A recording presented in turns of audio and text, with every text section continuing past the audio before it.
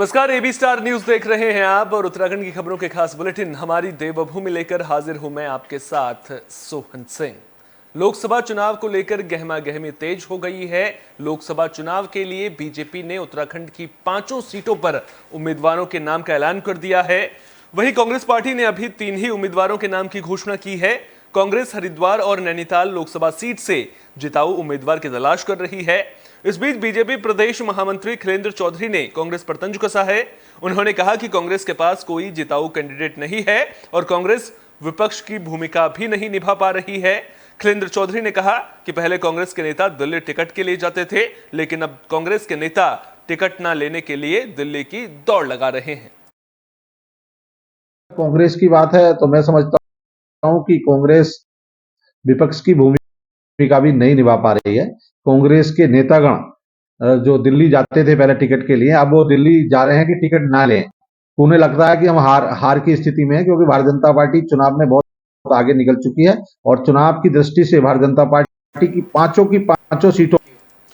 BJP ने हरिद्वार से सांसद रमेश पोखरियाल निशंक का टिकट काट दिया है। उनकी जगह पूर्व मुख्यमंत्री त्रिवेंद्र सिंह रावत को उम्मीदवार बनाया गया है। सांसद निशंक का टिकट कटने पर राज्यसभा सांसद कल्पना सैनी का बयान सामने आया है। उन्होंने कहा कि बीजेपी कार्यकर्ता आधारित पार्टी है। बीजेपी में टिकट कटने से कुछ नहीं होता है। जिसे भी टिकट दिया जाता है सब मिलकर उस उम्मीदवार को चुनाव जिताने का काम करते हैं। साथ ही कल्पना सैनी ने उत्तराखंड की 5 लोकसभा सीटों पर बीजेपी की जीत का भी दावा किया। उन्होंने कहा कि चुनाव में विपक्ष कहीं भी दिखाई नहीं दे रहा है, इसलिए बीजेपी की ही बड़ी जीत होगी। देखिए, भारतीय जनता पार्टी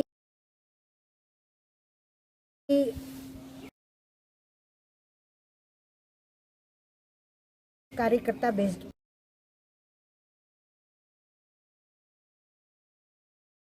पार्टी है। निशंक जी भी हमारे सम्मानित पार्टी के सदस्य हैं। उनका भी महत्व है। मात्र टिकट कटने और मिलने मात्र से कुछ नहीं होता। और त्रिवेंद्र रावत जी भी हमारे पूर्व मुख्यमंत्री हैं।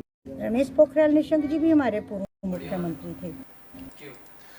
बीजेपी ने लोकसभा चुनाव में अनिल बलूनी को भी उम्मीदवार बनाया है। अनिल बलूनी के उम्मीदवार बनने के बाद कार्यकर्ताओं में खुशी का माहौल देखने को मिल रहा है। आपको बता दें कि गढ़वाल लोकसभा सीट से अनिल बलूनी को उम्मीदवार बनाया गया है। बीजेपी कार्यकर्ताओं ने चुनावी कार्यालय में जमकर जश्न मनाया। पार्टी कार्यकर्ताओं ने हाईकमान का आभार व्यक्त किया और एक दूसरे को मिठाई खिलाकर ढोल लगाड़ों में नाचकर जमकर जश्न मनाया। बीजेपी कार्यकर्ताओं ने दावा किया कि गढ़वाल लोकसभा सीट से बीजेपी भारी मतों से जीत हासिल करेगी। मैं भारतीय जनता पार्टी का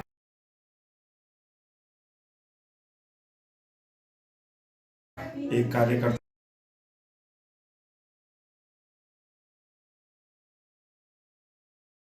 होने के नाते और पूर्व में जिला अध्यक्ष रहा हूँ, तो भारतीय जनता पार्टी की नीति से मैं बखूबी मुझे संज्ञान में आता है कि भारतीय जनता पार्टी का प्रत्याशी जो भी घोषित होता है उसके लिए सारे कार्यकर्ता पूर्ण मनोयोग के साथ काम करना शुरू कर देते हैं। और ये इस समय आदरणीय पूर्व राज्यसभा सांसद श्रीमान अनिल बलूनी जी को भारतीय जनता पार्टी ने प्रत्याशी बनाया है।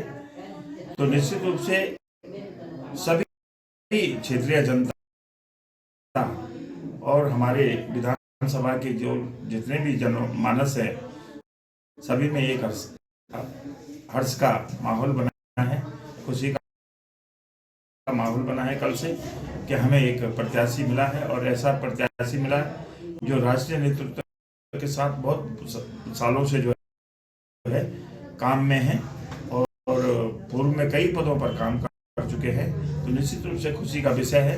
हम सब लोग मुख्यमंत्री पुष्कर सिंह धामी की अध्यक्षता में कैबिनेट बैठक हुई, जिसमें कई महत्वपूर्ण फैसले लिए गए हैं। इस बैठक में कैबिनेट मंत्री सतपाल महाराज, गणेश जोशी, प्रेमचंद अग्रवाल और सौरभ बहुगुणा शामिल हुए। बैठक के बाद गृह सचिव शैलेश बगोली ने जानकारी देते हुए बताया कि बैठक में उत्तराखंड संस्कृत शिक्षा नियमावली, कार्मिक विभाग के अंतर्गत ज्येष्ठता नियमावली में संशोधन, एक चयन की जगह एक चयन वर्ष और वन पंचायत संशोधन नियमावली को मंजूरी मिली है। सरकार का फोकस इको टूरिज्म को बढ़ावा देने पर है। जो जारी हो जाएगा, इसका शासनादेश जारी हो जाएगा, उसके बाद लागू हो जाएगा।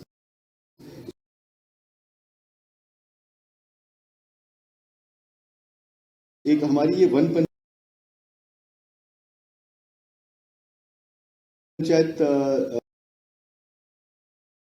संशोधन नियमावली, ये भी आज वन विभाग के द्वारा प्रस्तुत की गई थी। इसमें भी माननीय मंत्रिमंडल के द्वारा इसमें सहमति दी गई है। इसका भी प्रेस नोट हम आपको पृथक से अवेलेबल करा देंगे। कुछ मुख्य बातें ये हैं कि इसमें जो ये पॉलिसी है, इसमें हम लोग कैसे इको टूरिज्म को बढ़ावा दे सकते हैं, इसके बारे में भी व्यवस्था की गई है। और इसके अलावा जो चूंकि वन विभाग और राजस्व विभाग के भी कई मसले इसमें आते हैं, तो वन विभाग और राजस्व विभाग की ज्वाइंट कमेटी भी बनाने की इसमें बात की गई है, ताकि विवादों का निस्तारण ससमय और बिना किसी दिक्कत के हो सके। और वन पंचायतों को और अधिक सशक्त करने के लिए, चाहे वो वित्तीय रूप से हो या अधिकारों के रूप में हो, वो सब व्यवस्था भी इसमें। देहरादून में स्मार्ट सिटी योजना के तहत विकास के काम किए जा रहे हैं। शहरी विकास मंत्री प्रेमचंद अग्रवाल ने स्मार्ट सिटी परियोजना के विकास कार्यों को लेकर विभागीय अधिकारियों के साथ समीक्षा बैठक की। इस दौरान मंत्री देहरादून के 10 वार्डों में चल रहे स्मार्ट सिटी के कामों से संतुष्ट नजर आए। उन्होंने कहा कि स्मार्ट सिटी के कामों में से 16 प्रोजेक्ट पूरे कर लिए गए हैं, जिनमें 7 स्मार्ट शौचालय, 3 smart school, crash building, modern Doon library का काम पूरा हो चुका है। साथ ही 30 इलेक्ट्रिक बसें भी चल रही हैं। उन्होंने कहा कि 24 स्मार्ट वाटर एटीएम और 1 नेशनल फ्लैग दिलाराम चौक पर लगाया गया है। साथ ही 120 स्मार्ट वेस्ट गाड़ियां नगर निगम और जल संस्थान को दी जा चुकी हैं।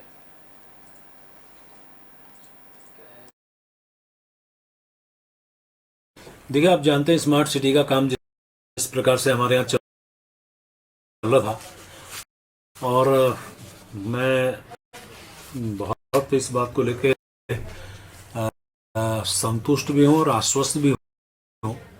संतुष्ट तो इस सेंस में हूँ कि बहुत सारे काम हमने कंप्लीट किए हैं। मैं कह सकता हूँ कि अभी तक हमारे 16 काम कंप्लीट हुए हैं, जिसमें यदि आपको मैं बताना चाहूँ तो स्मार्ट टॉयलेट्स जो 7 हैं वो कंप्लीट हो गए। स्मार्ट स्कूल्स की संख्या 3 वो कंप्लीट हो गया। जो DICCC था उसका काम कंप्लीट हो गया। हमारे यहाँ क्रैच बिल्डिंग का काम प्रारंभ हो गया, वहाँ बच्चे भी काफ़ी संख्या में आते जाते रहते हैं। दून लाइब्रेरी यानी वो मॉडर्न दून लाइब्रेरी का काम कंप्लीट हो गया है। इलेक्ट्रिक बसें जो 30 थी वो बिल्कुल चल रही है, और ये खाली शहर के अंदर नहीं, विभिन्न क्षेत्रों में चल रही है। यानी कि जो स्मार्ट सिटी के 10 वार्ड हैं उनके अलावा भी ये बाहर भी चल रही है। स्मार्ट वाटर जो स्काडा के प्रोजेक्ट है वो कंप्लीट हो गया है। जो हमारे PPP मोड पे वाटर एटीएम लगने हैं वो कंप्लीट हो गए, 24 उनकी संख्या है। नेशनल फ्लैग आपके सामने दिलाराम चौक पे बहुत अच्छे लहरा रहा है। और उसी प्रकार से CDO ऑफिस जो है वो बहुत छोटा सा काम था, वो पहले ही कंप्लीट हो गया। इसके साथ साथ जो हमारा स्मार्ट वेस्ट व्हीकल जो हमने नगर निगम और जल संस्थान को दिए, जिनकी संख्या 120 है, वो दिए जा चुके हैं। अब आप देखिए, ये भी 10 वार्डों से निकल के जहां जहां इनकी आवश्यकता है वहां जा रहे हैं। यानी कि उन 10 वार्डों से बाहर भी इनका उपयोग हो रहा है, क्योंकि स्मार्ट सिटी का काम 10 वार्डों के अंदर होना था। मैं उनकी भी चर्चा कर रहा हूँ, जो उनके अलावा भी काम हो रहे हैं उनकी भी चर्चा कर रहा हूँ। मसूरी में बीजेपी ओबीसी मोर्चा ने सामाजिक सम्मेलन का आयोजन किया, जिसमें बड़ी संख्या में लोग मौजूद रहे। इस दौरान मोदी सरकार के ओबीसी समाज के लिए किए गए विकास कार्यों के बारे में जानकारी दी गई। पार्टी के ओबीसी मोर्चा के प्रदेश उपाध्यक्ष राजेश नोटियाल ने सम्मेलन का शुभारंभ किया। इस दौरान राजेश नोटियाल ने मोदी सरकार के किए गए कामों के बारे में जानकारी दी। उन्होंने कहा कि पिछले 10 सालों में मोदी सरकार के उठाए कदमों की वजह से पिछड़ा वर्ग को सामाजिक और आर्थिक विकास में निरंतर बढ़ावा मिल रहा है।